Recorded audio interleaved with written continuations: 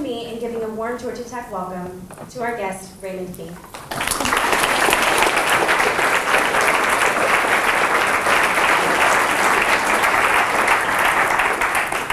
Thank you, thank you. It's a pleasure to be back on campus, although I'm feeling a little older than I did when I left the house this morning. I've been looking forward to this for quite a while, but I also am feeling quite challenged in that I have a wide variety of folks in the room. So I'm going to do my best to cater to everybody in some way. I did a little meet and greet beforehand and was really impressed with the engagement of the students I visited with and the quality of their questions, which means I'm also going to try to leave plenty of time for Q&A. So be thinking about your questions. I'm going to start by kind of telling you my story.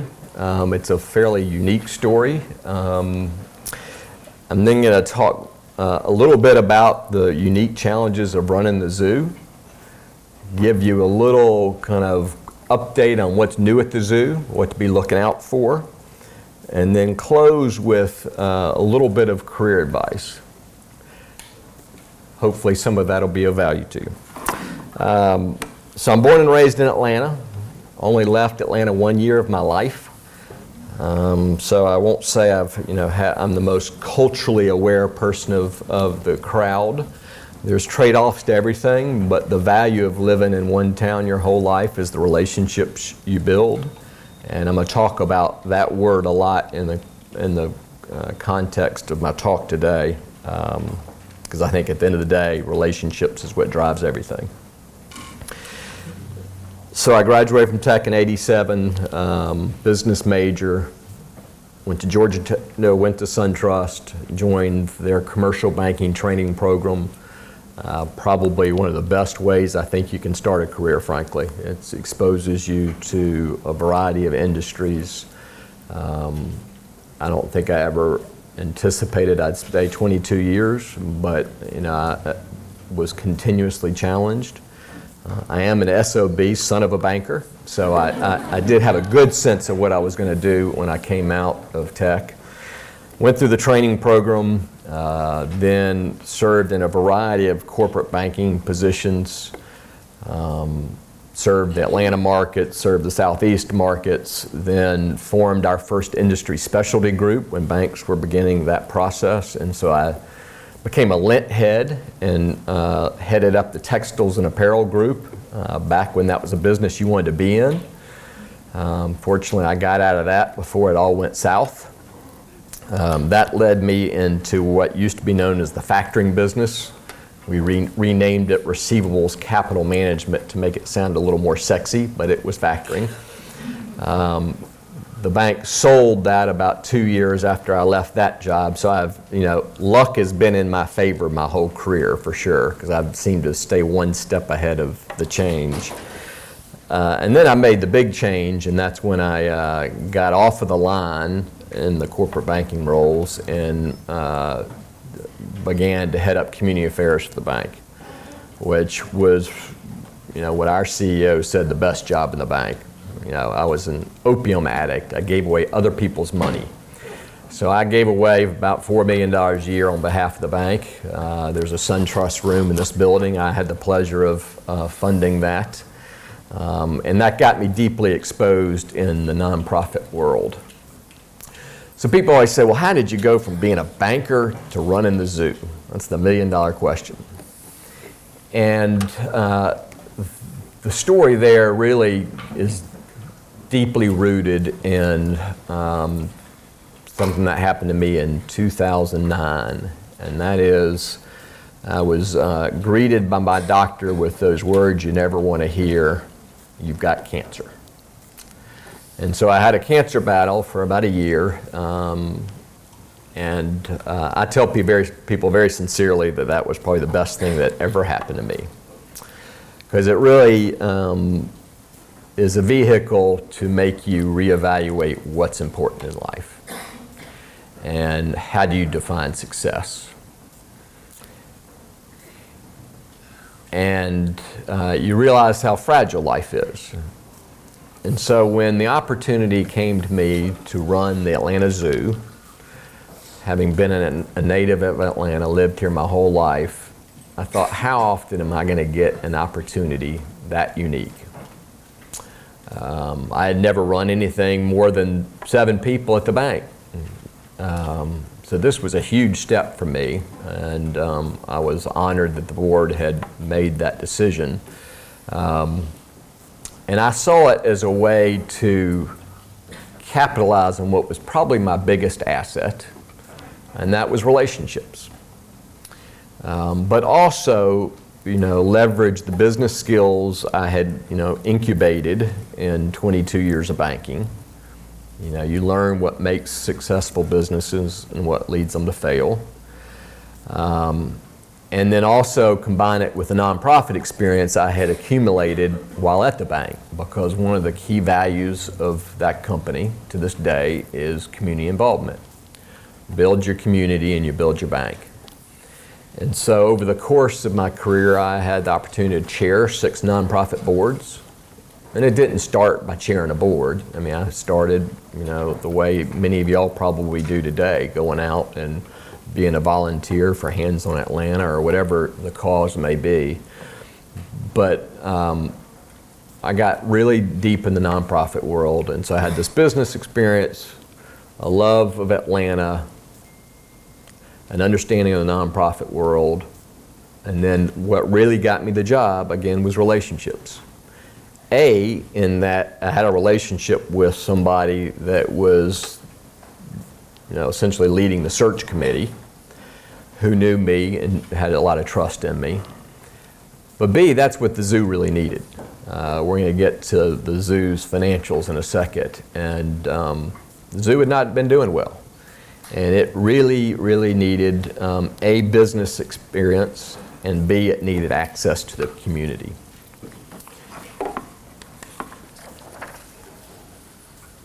So we've talked a little bit about the foundation. Now let me show you a busy chart, but it's one I'm probably most proud of. And that is, if you look at the line going across here, that's attendance, and there's the bar there. So, call it 600,000, 700,000 people when I joined in 2010. But look at the operating surplus. I use that word loosely. You'll see that from 2001 to 2010, the zoo only made money 1 year. So it truly was a not-for-profit. That's not a good thing. In fact, that 1 year they made a profit was just because of a one-time gift that they received. So this is not what I would define as a sustainable institution. And so what I was probably most motivated by when I got there, being a banker that I was and being somebody that loved Atlanta, was how can we have an institution that's as important to the community as a zoo be as fragile as that was? Because it was structurally bankrupt. You can't lose money 10 years in a row, essentially, to the tune of about $10 million and stay in business. So I got there and had to do the probably last round of cost cutting. Fortunately, a lot of that had been done before I got there. But the reality was we weren't going to cut ourselves to success. In fact, probably a bone had already been cut into. The key was we had to find a way to drive the revenue, which came down essentially to driving attendance. Unlike most zoos, Zoo Atlanta doesn't have a subsidy from the local government. Most zoos do. We don't have a big endowment. So if you're going to drive your revenues, you got to drive attendance, you got to drive membership, which is tied to attendance, you got to drive food and beverage, which is tied to attendance. It all comes back to attendance. And so you'll see that it had plateaued for a while there between 600 and 700,000, call it 675. And fortunately, the team since then has been able to grow it to, we hit 900,000 people this past year. Take an institution that has very high fixed cost, and once you start covering those costs, and grow attendance the way we did, it has a huge impact on the bottom line. And so you'll see we went from losing $1 million a year to making $1 million a year.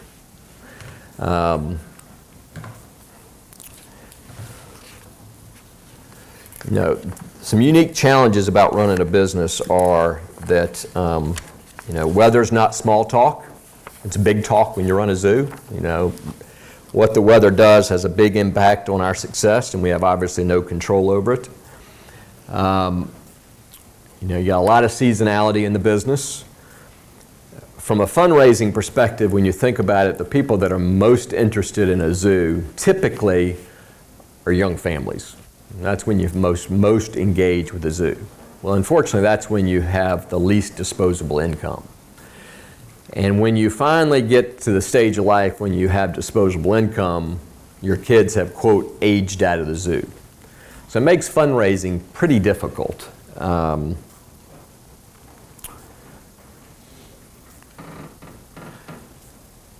So what's new? It was referenced earlier, we had our biggest fundraising campaign, and that was largely because the zoo couldn't fundraise for capital when I got there. When you're losing money year after year, institutions are not going to invest in a long-term project. And so we had to fix the operating model first before we could begin fundraising.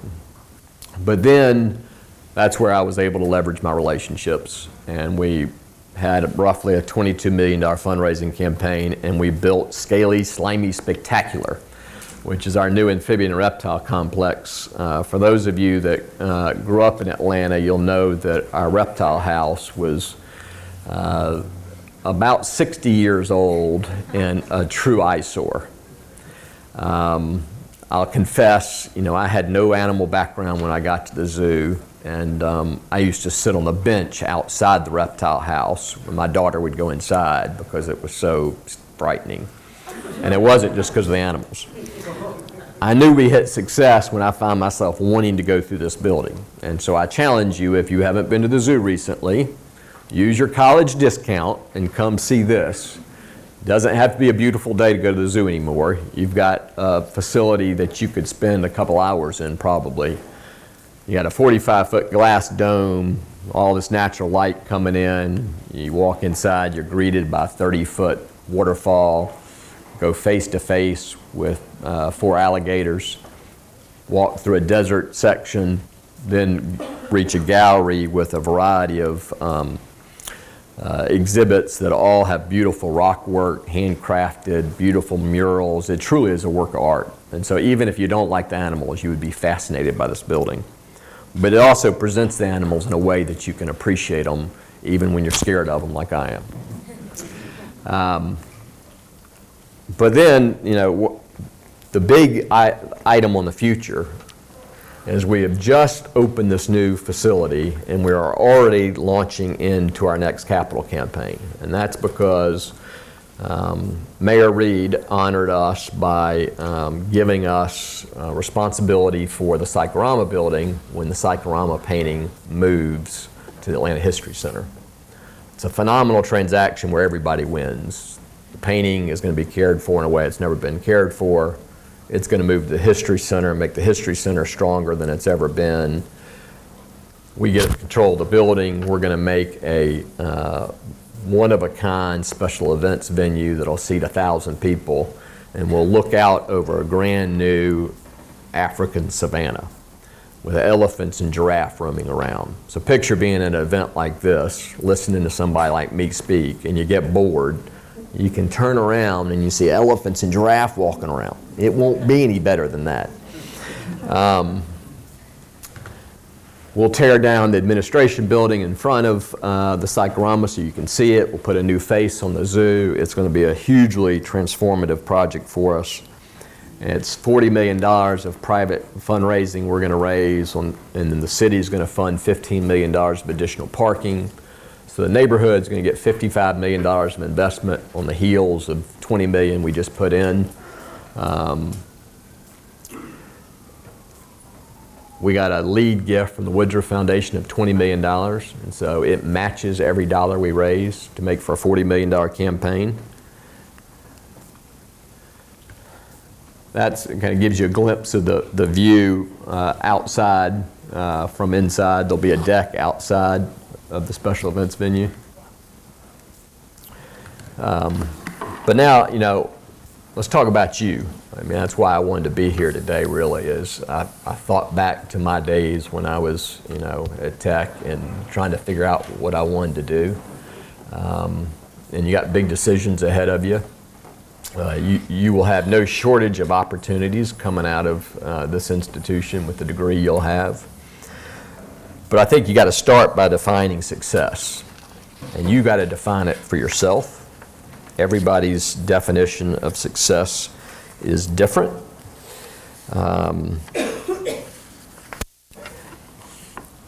You got to figure out where your passions are, particularly if you enter the nonprofit world, but even in the for-profit world, you got to believe in what you're doing.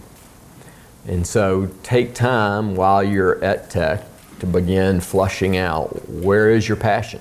I don't think I knew when I was coming out of school. So, get involved in the community. I learned more about leadership in my volunteer roles outside of SunTrust than I did at SunTrust. And you can start doing that now. I mean, just through engagement at Tech with your own student-run institutions. Whether it's the investment committee, whatever it may be, the student alumni association, those things.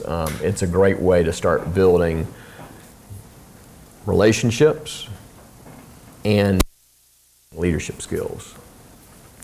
But relationships is, if I had one thing I wanted you to come out of today's message, would be the power of relationships and the importance of them. And that doesn't mean seeing how many business cards you can collect. There's all sorts of books out there about networking, and networking has a bad reputation. Networking is a critically important thing to success. There's a right way to do it. You got to approach it with, how can I help you? Not what can you give for me? And build real relationships. And that means staying in touch with people. Probably, one of the biggest things that, helped me build the relationships I have is I believe in never eating alone. And there's a book called Never Eat Alone, which I actually recommend to you. Some of it's a little cheesy, but a lot of it's right on. It's the most valuable time you have to really build relationships when people are relaxed, and you can get to know people. And so, even when I wasn't in a sales position at the bank, I always kept my calendar full. So I'd see a friend and they say, well, we ought to get together for lunch. And I'd say, well, that's a great idea. And they say, well, how about Thursday? I'm like, well, maybe how about Thursday, 2 months from now? Because I would keep my calendar booked. And that makes life a lot more rewarding, but it also makes it so much easier to get things done. I always tell people I'm not the sharpest knife in the drawer, but I got plenty of people I can call to get done just about anything I need to get done, or to get answered, just about any question. So, find your own process. Utilize technology, but don't lean on technology as the relationship. I'm all for social media, but if your relationship with somebody is only electronic, it's only going to go so far. But you need to have a system to keep up with people, to trigger you to follow up with people on a periodic basis. I had, my Rolodex cut and diced so many different ways. So if I, had tickets to a Tech football game, I could very quickly, spit out who were my friends that went to Tech that, were football fans. I had it sliced and diced lots of different ways, but it was my way to be able to stay in touch with people. And they appreciated that. And it's literally put me in the position to get every position in my career. Yeah, I had to earn it. You certainly got to be qualified, but it opened the door for me. And that's why it's so critically important as you prepare for your career. Start now and carry it forward the rest of your life, that focus on relationships. Still got to work hard, particularly when you first come out of school. I used to race our CEO to the bank every day. We lived down the street from each other. Bob Strickland, who you know from Brookwood Hills, I used to race him to the bank every morning because I wanted to be the first one there and I wanted to be the last one to leave. and it paid dividends for me. So, don't ever cut short the value of hard work. And then, I always like to talk about what I call the three-legged stool, and that was, how I tried to model success for myself. And the three-legged stool was, business, community involvement, and then actually government politics. And by being involved in those three sectors, there was tremendous synergy from each of them. So, I would, be out doing volunteer work and, uncover a new client. I would, have to go raise money for a nonprofit and be able to call on my clients. There was synergy between all three of them, but there was value in being involved in the community in a big way, both for relationships and for leaders. But also, I found the same thing in the political environment too. Plus, I just being involved in what was happening. And if you don't know what government's doing, trouble, because it's pretty important these days. I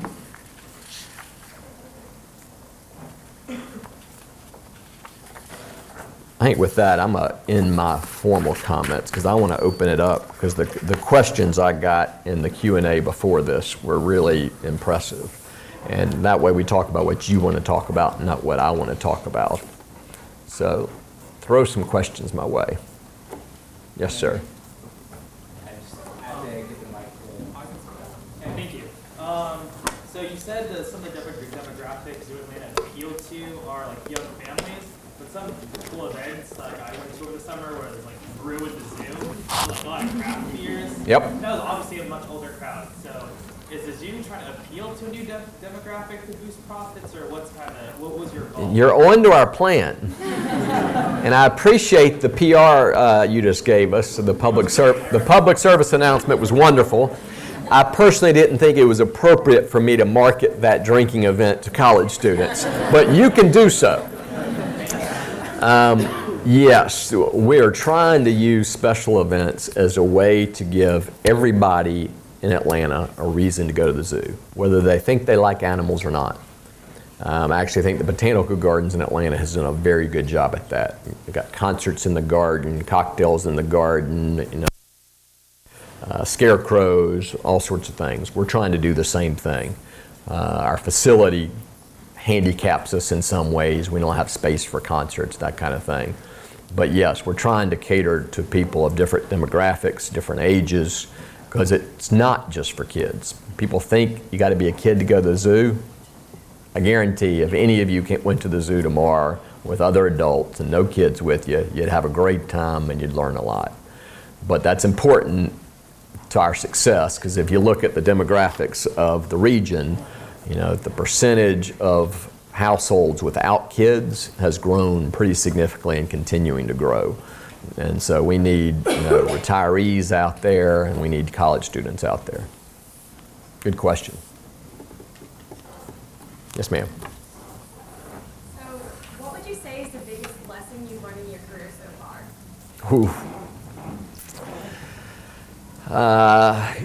For me, and I've got somebody on my team here, she's going to laugh when I say this because she's going to say you really hadn't learned that lesson yet. But for me, one of my biggest strengths, but also one of my biggest weaknesses, is I wear my heart on my sleeve. And in business, that's not always a good thing. And particularly, when I'm upset over something, I don't necessarily need to let everybody know about it. So that's been something that I've had to work on my whole career. And those, interpersonal skills are fundamental to your success. I could give you a lot of other more complicated things, international relations, et cetera, but that kind of hits at the fundamentals. But a follow-up to that is, so you clearly see it as an area of development, but also a strength. Correct. How do you think it's been a strength for you? How does that manifest? It particularly plays out in fundraising for me. Because you got to believe in what you're selling, and people see that in me. I'm not one for, reading from a speech or anything. I speak from my heart, and I think most people find that more genuine and, appreciate that more. So I think my passion and my, letting myself be vulnerable emotionally helps build those quality relationships.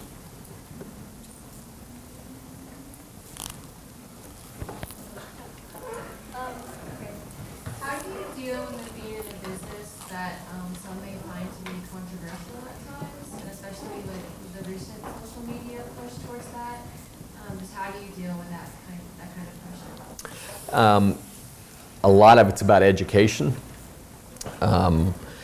If you think back to what a zoo looked like 30, 50 years ago, it wasn't very pretty. And I think a lot of people that have the attitude that no animals should be in zoos have somewhat of a dated impression of zoos and don't realize, A, the quality of animal care today. The animals in the zoo get cared for better than we do. They don't understand the tremendous investment we put into conservation. I mean, we truly are a conservation organization. So, the impact we're having on, the population of panda bears in China and, reptiles in Panama, other things.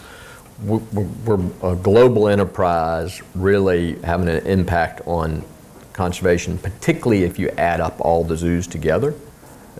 I want to say it's $300 million or something that gets put into the field from zoos.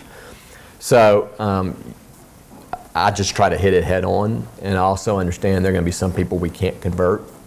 That's okay, but we are very transparent. We'll let anybody come to the zoo and see anything they want to see because we don't have anything to hide. And I also understand that, in an ideal world, maybe there wouldn't be a zoo. We don't live in an ideal world, and we're in a world today where the number of species under threat of extinction is at an all-time high. I mean, animals that are household animals, talking tigers and orangs and rhinos, your grandchildren may not see anywhere but the zoo. And so zoos are an opportunity to educate the public and get the public to care about those animals, so the animals in a zoo are ambassadors for their species. More people attend zoos in the United States collectively than attend all pro basketball, all pro football, and all pro baseball together. So we got an opportunity. And so we don't live in a perfect world.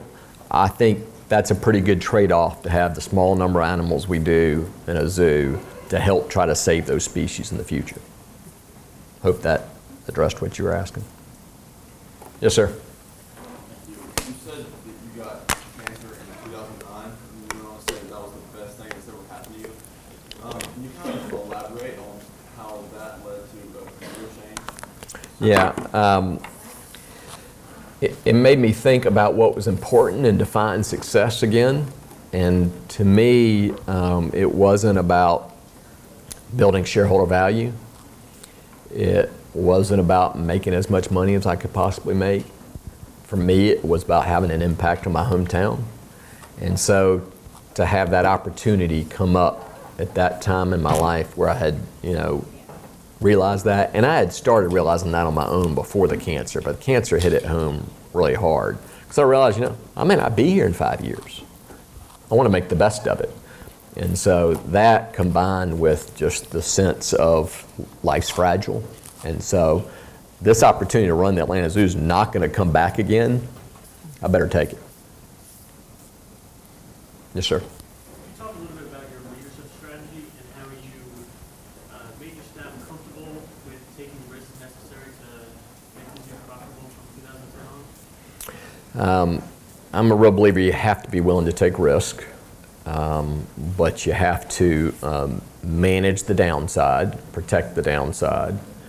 One of the things we've tried to do with the zoo is become much more innovative. Just in the past year and a half, we've partnered with 8 local entrepreneurs to do different things. Very early startups in some cases. And, if if we had a corporate procurement department, none of those would have gotten done. Those people are just so, we got to avoid taking any risk. In these cases, we weren't spending a lot of money. We had protected any downside. And we knew, I told my team, I said, listen, they're not all going to work. In fact, half of them probably won't work. But if 3 of them work really well, we will be a leg ahead of the other folks we're competing with.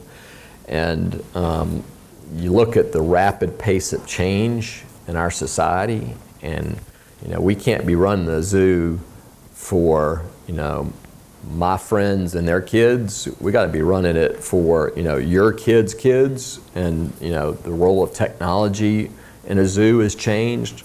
When I got there, the mindset was, oh, we want to keep technology out of the zoo. And yeah, in an ideal world, maybe you keep technology out of the zoo, but the reality is we got to meet people where they want to be. And consumers today aren't letting go of that phone. They've got it with them. And so you don't have to use it, but now you can use it. And so if you go in that new reptile house, every sign in there is digital, which allows us to provide a lot more depth of information. You can pull up videos, you can pull up other pictures, you can pull up other text, and if somebody's ahead of you, you just pull it up on your phone. You got it with, it's all with you.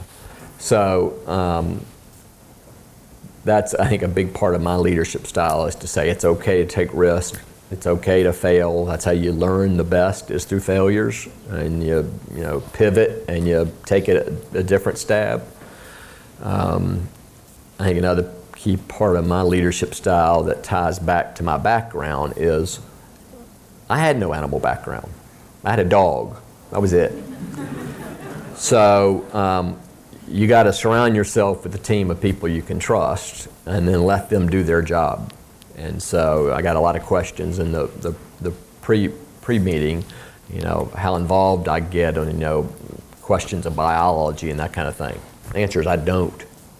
I know where I know where I can be helpful, and I know where I can be destructive, and so I stay out of that. So I'm fairly hands-off, but then there's certain situations where I'm very hands-on. So I'm I probably drive people nuts in that regard to some extent.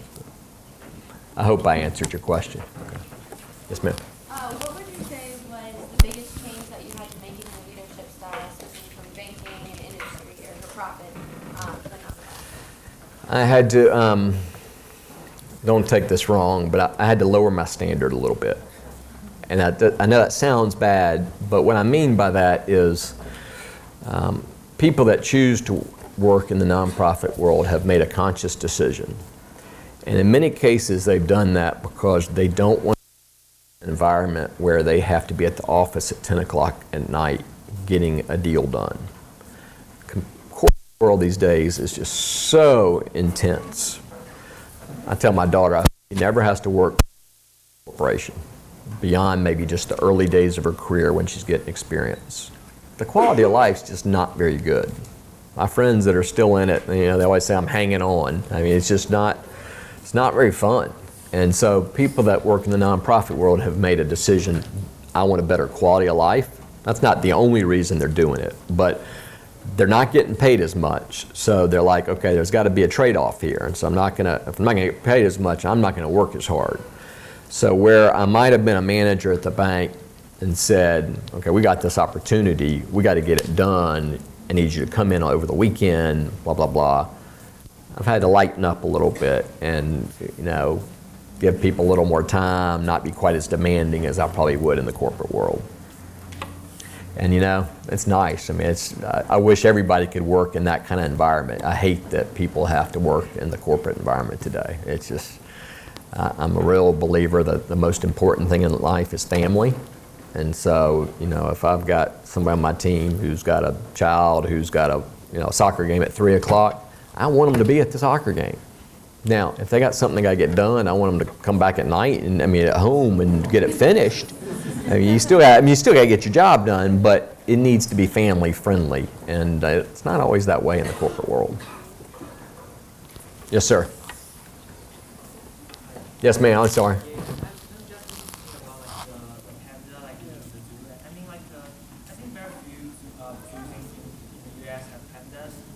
is this like when you're trying to get panda, is there kind of competition among different zoos or how difficult is it like share with the process? I think I got your question. There's only 4 zoos in the United States that have panda bears, and that is a decision that's made by the government in China. So it's not like it's not like another zoo can come to us and say, we want one of your panda bears. They are owned by the government of China. We don't own them. We essentially lease them. So anybody that wants them that doesn't have them today has to go to China, and there are a couple states in the United States that are trying to get them. They're hugely expensive. When we got our pandas, we paid $1 million a year for 10 years. That's a tough deal to do. In fact, I wouldn't have done that deal. Glad they did. I'm glad we have them, and we're not paying as much for them now, but it's hard to justify that kind of cost. Good news is that money is going to conservation, and that conservation investment's been successful, and the population of pandas, both in captivity and in the wild, is on the rise, where most of them are going down. Yes, ma'am. So you talk a lot. Sorry, let's stand up.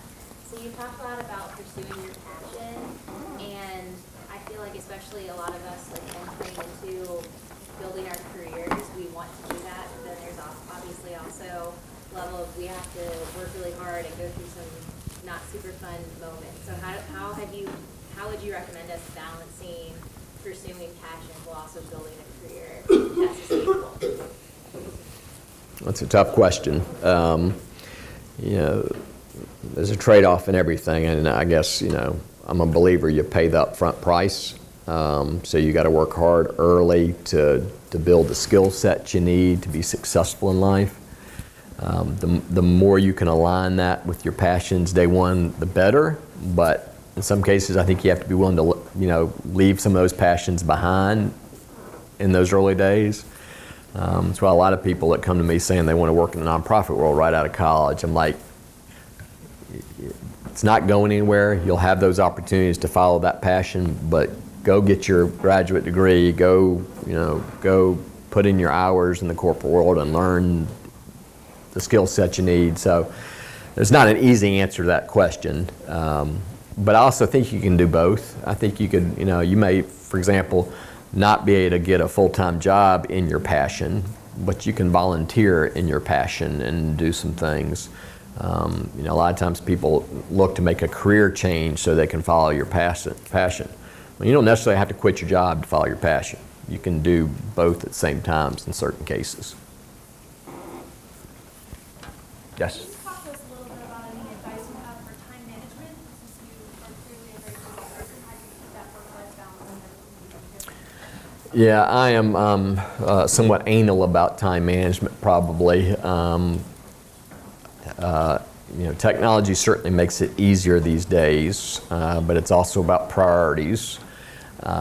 It comes down to goal setting for me. I believe in setting goals for just about everything. That's just to kind of give you the sense of how things differ in the nonprofit world. When I first got to the zoo and I started talking about goals, people looked at me like, what are you talking about?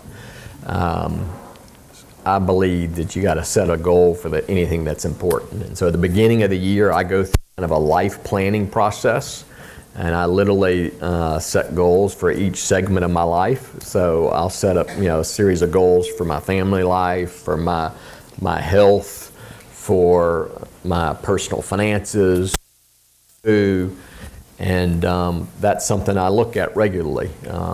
Probably once every couple of weeks to see, am I focused on the things I need to be focused on? And if I'm finding myself starting to spend time on stuff that doesn't really tie back to those goals, I probably need to cut it out.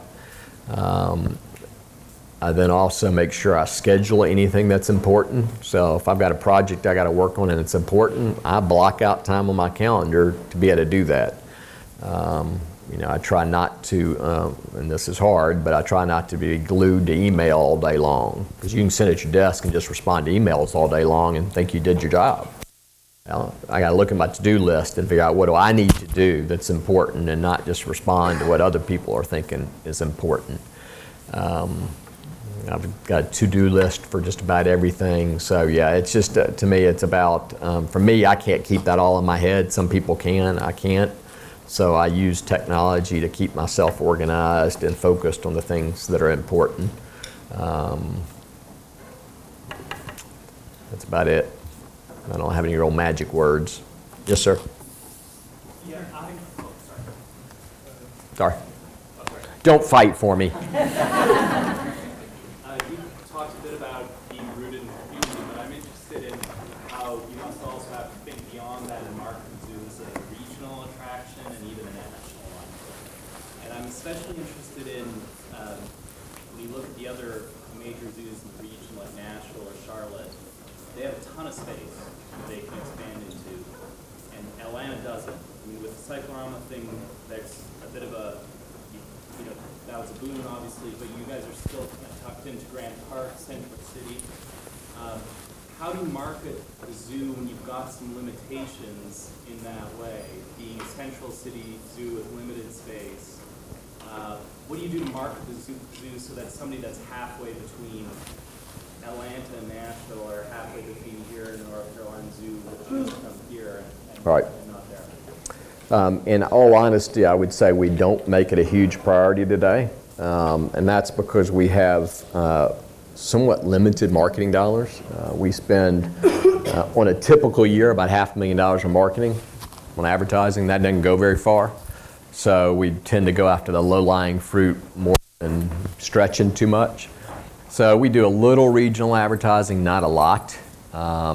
There's enough people, frankly, in Metro Atlanta to, fill up our zoo pretty well.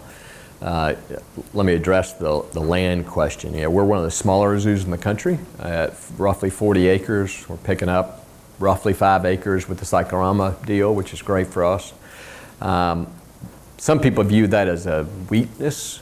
I actually view it as a strength.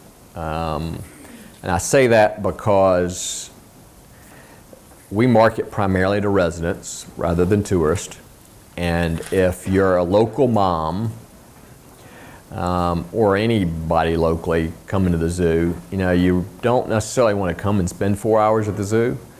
And so you can come to the Atlanta Zoo and see virtually every major animal you would see in some of the big zoos, but do it without schlepping around 100 acres, be in 2/3 shade, be able to stop and have a picnic, and be home for nap time.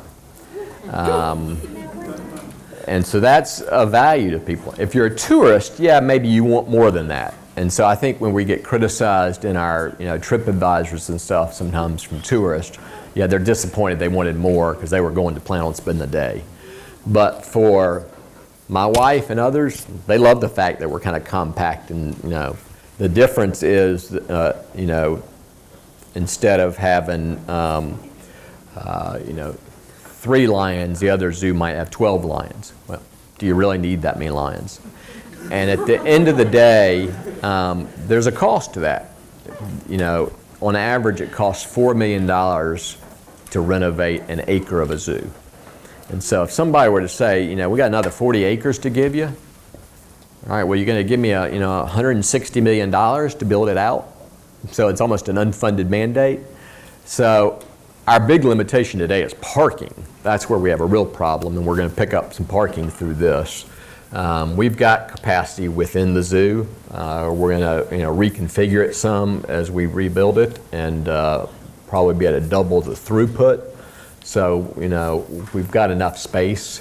And yeah, in an ideal world, we'd market more to the tourist markets. Right now, we're losing out in that to some degree because of the tremendous improvement in downtown. You think about it, if you're a tourist, you can fly into Hartsfield-Jackson Airport, Uber it downtown, stay in a downtown hotel, and never leave downtown. So we're having to compete against that central mass a little bit. And so, even if we were doing a lot of advertising, I'm not sure how successful we would be in those regional markets. So we get some regional travel, but it's not one of our highest priorities. Raymond, one more question. You've had your hands up a lot. To what degree do you think you've been able to leverage your relationships you've built over the years by being at Atlanta in order to drive attendance and profits over the years? Like, do you think someone who was an outsider would have been able to be as successful as you have? I don't know that my relationships have been a huge impact on attendance. It's been a huge impact on fundraising for sure. That's where I will pat myself on the back, and that's just the value. And again, everything's a trade-off, but I do bring value in relationships from a fundraising perspective.